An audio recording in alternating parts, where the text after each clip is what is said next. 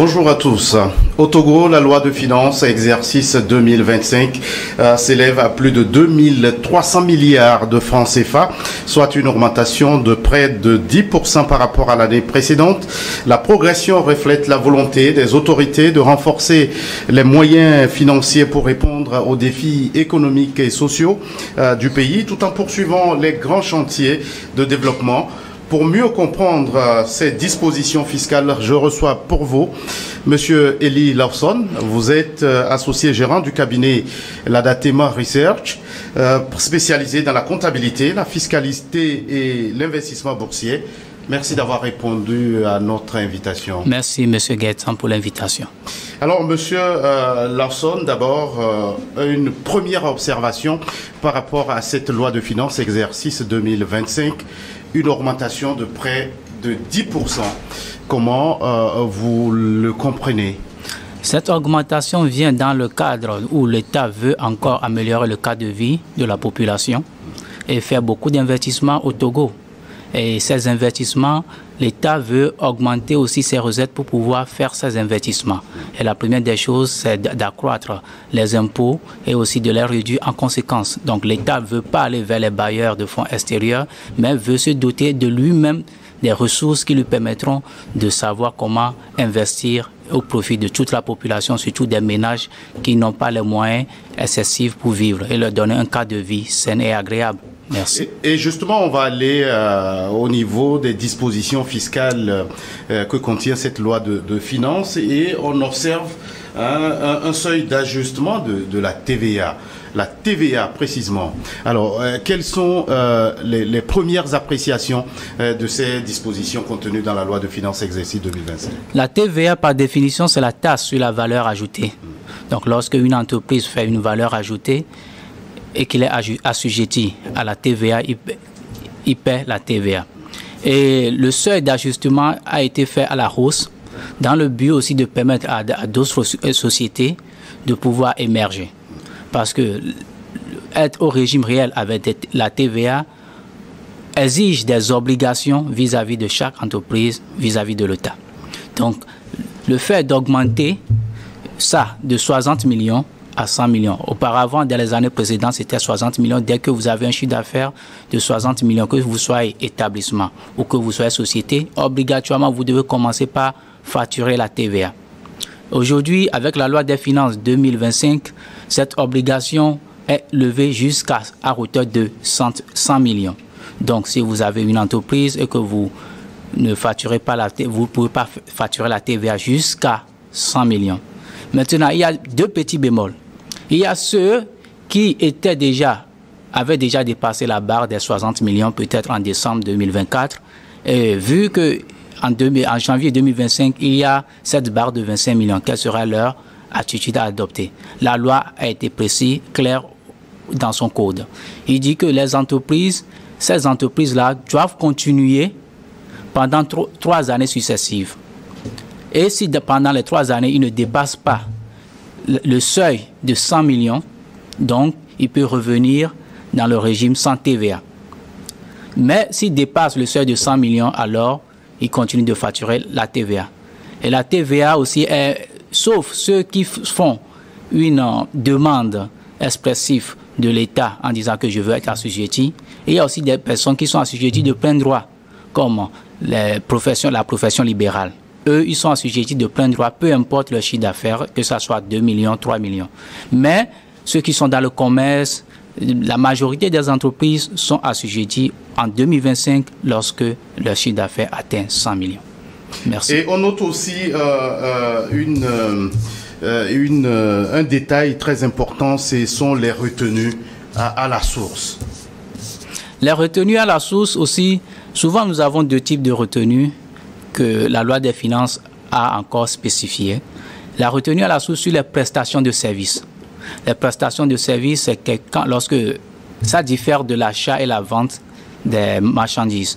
Lorsque nous achetons, ça veut dire que nous avons un bien que nous avons en main. Mais les services, souvent, ce n'est pas tangible. Donc, soit c'est l'intelligence de la personne, comme nous, les cabinets d'expertise comptable, les notaires, vous voyez, les services. Donc, dans ces services-là, pour que l'État puisse avoir un contrôle là-dessus, on fait une retenue à la source. Dans la loi des finances, ou bien avant 2025, la retenue est de 5% pour ceux qui ont eu un NIF. Ça peut être un NIF professionnel ou un NIF particulier. Et de 10% pour ceux qui n'ont pas de NIF, qui sont togolais. Maintenant, il y a un ajustement qui a été fait à ce niveau. Ceux qui ont de NIF et qui ont leur attestation de régularité à jour, c'est-à-dire lors de la facturation, ils font la facture au client et ils ajoutent leur attestation de régularité à jour. Eux, le taux est à 3%. Donc ça incite aussi à ce que toute la communauté entrepreneuriale puisse être à jour. Par contre, comme par défaut auparavant, c'est à 10% qu'on fait pour ceux qui n'ont pas de carte opérateur économique ni de NIF. Alors la loi exige maintenant que ça soit 20%. Dans quel objectif? Afin d'amener tout le monde à s'enregistrer au service des impôts, à avoir une immatriculation et être identifié. C'est l'objectif. Parce que l'identification peut être particulière, comme je viens de le dire, ou professionnelle. Merci. Que dit la loi par rapport aux obligations déclaratives supplémentaires pour les débiteurs de la retenue de 20%? Merci beaucoup. Pour les débiteurs de la retenue de 20%, l'objectif de la loi, ou bien du fisc, c'est de pouvoir identifier ces personnes-là. Donc, lorsque vous faites une retenue, vous avez l'obligation de fournir certaines informations pour que cette personne puisse être identifiée. Donc, c'est-à-dire le nom, le prénom de la personne, ce qu'il fait, son numéro de téléphone et le lieu. Donc, toutes les informations qui permettront à l'administration fiscale de pouvoir identifier cette personne. Donc, ce qui veut dire qu'il faut obligatoirement que la personne ait au moins une carte d'identité.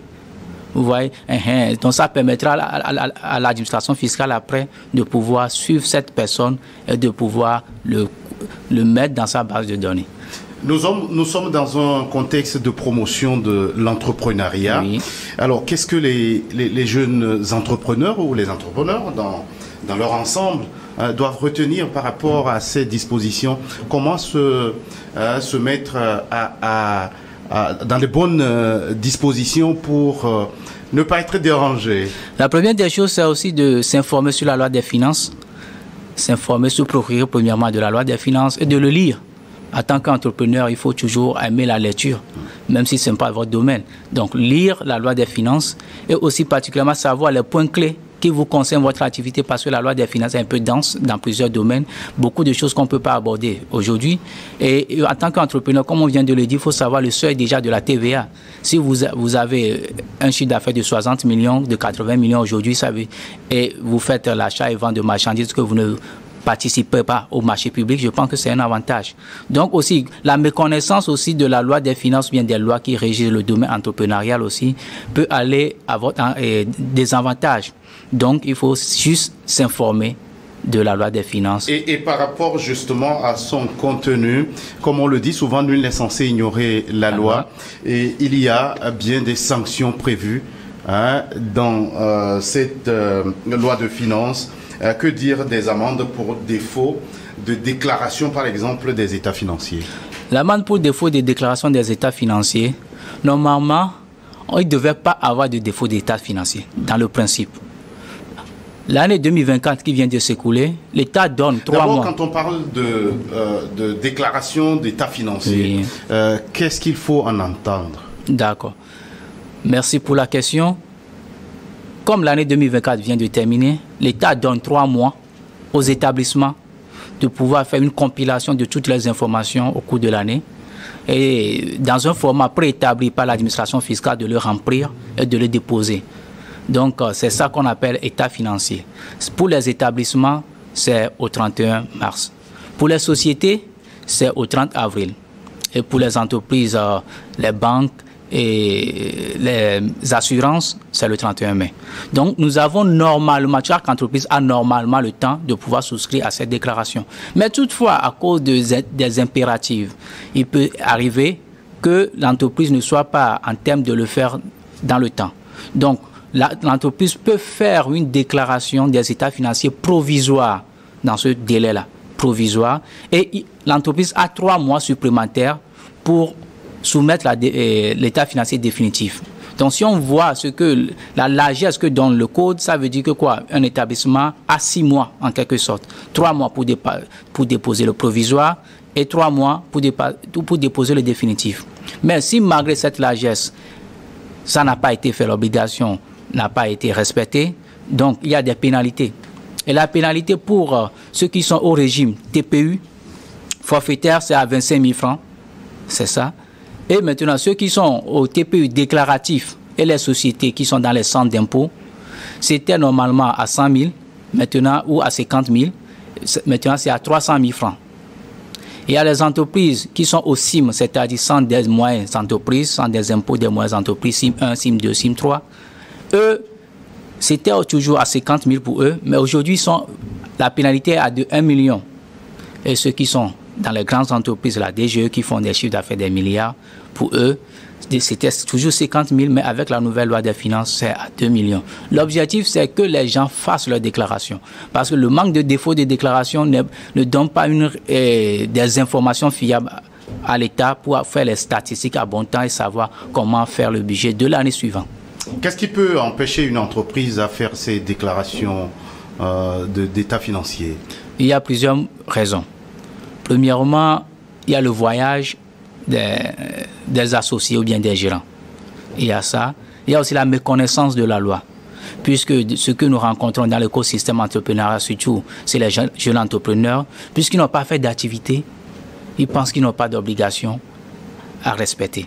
Donc pour eux, quand ils disent que j'ai pas fait d'activité, donc il n'y a rien à faire, même si vous n'avez pas fait d'activité, soit vous signalez par un courrier que vous n'avez pas fait d'activité, non démarrage ou suspension, mais si vous n'avez pas fait de courrier vis-à-vis de l'administration fiscale, donc l'administration fiscale sous-tend que vous travaillez. Donc à la fin de l'année, même si c'est un état financier n'ayant pas d'information, vous devez le faire pour leur signaler cela. Donc il y a d'autres raisons qui peuvent pousser, peut-être raison santé, raison déplacement, et aussi la majorité c'est la malorganisation. S'ils sont mal organisés, ça peut aussi intervenir. On note aussi des pénalités pour absence de redressement. Qu'est-ce que c'est?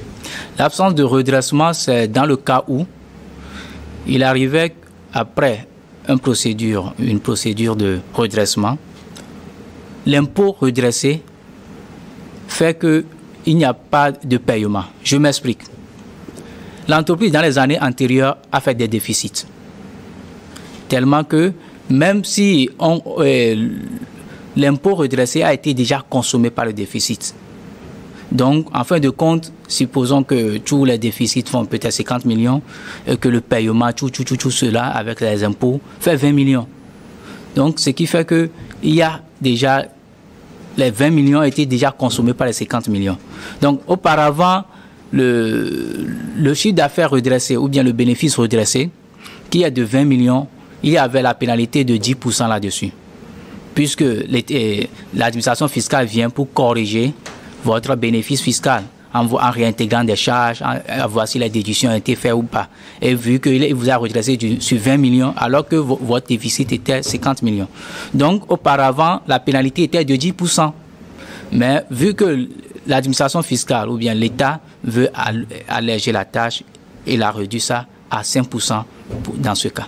On note un autre détail, c'est l'enregistrement des marchés, dont prend en compte aussi la loi de finances. Comment est-ce que vous pouvez nous expliquer cette disposition concernant l'enregistrement des marchés? L'enregistrement des marchés aussi, le législateur aussi a donné des avantages, a diminué le taux. Et maintenant, le taux auparavant sur les marchés publics, parce que le taux diffère. Il y a aussi une grille, que ce soit extérieur ou à l'intérieur, il y avait une grille. Aujourd'hui, ils ont uniformisé cela. Et l'intérieur était à 2%, mais ils ont uniformisé cela, ils ont amené à 1,5%. Donc une diminution pour encourager toujours. Parce que l'État, bien sûr, qui veut investir, qui veut collecter de l'argent pour investir, mais il a vu aussi que les entrepreneurs ont besoin de faire des économies pour pouvoir croître leur chiffre d'affaires. Donc, il a diminué aussi le taux sur les droits d'enregistrement des marchés publics. Et quelques avantages à noter tout de même, c'est l'exemption des droits de timbre, vous le notez aussi? Oui, l'exemption des droits de timbre par rapport à la création d'entreprises. Nous avons vu l'année passée plus de 15 000, 16 000 entreprises créées au cours de l'année 2024, ce sont les statistiques données. Pourquoi? Parce que cette année, l'État veut plus créer de l'emploi. aider les jeunes à créer de l'emploi. Pour ceux qui ont beaucoup voyagé, ils verront qu'au Togo, c'est le pays où on peut créer facilement des entreprises. Par rapport aux pays frères. Quand on ne va pas citer le nom. Parce que le climat des affaires a été amélioré. Amélioré, vraiment amélioré. En termes de coûts, en termes de temps et de logistique. Tu es seul dans ta maison, tu peux créer ton entreprise en ligne et tout est fait. Donc, pour encore diminuer les coûts liés à cette procédure, donc qu'est-ce qui s'est passé? L'État a diminué ou bien a carrément annulé les frais de timbre fiscaux. Alors, oui, Monsieur Lawson, si vous aviez un message à l'endroit des opérateurs économiques en général et des jeunes entrepreneurs en particulier, avant qu'on ne se sépare, que leur diriez-vous? Oui, je leur dirais que le Togo est un bon pays où il faut entreprendre. Entreprendre vraiment parce que la pression fiscale se réduit de jour au jour et aussi suivre les obligations que l'État a exigées. La méconnaissance de la loi peut vous entraîner la perte ou bien la mort, faillite de l'entreprise, qu'on peut dire la cessation de l'entreprise, mais être toujours informé, demander des conseils aux experts et aux conseils. C'est gratuit, on vous aidera. Merci. Merci à vous, Monsieur Eli Lawson. Merci beaucoup, Monsieur Gaëtan. Merci. Je rappelle que vous êtes associé gérant du cabinet Ladatema Research, spécialisé dans la comptabilité, la fiscalité et l'investissement boursier. Merci, Monsieur Gaëtan. Merci. Merci aussi à vous qui êtes restés à notre compagnie. À très vite pour un autre numéro de votre émission Focus.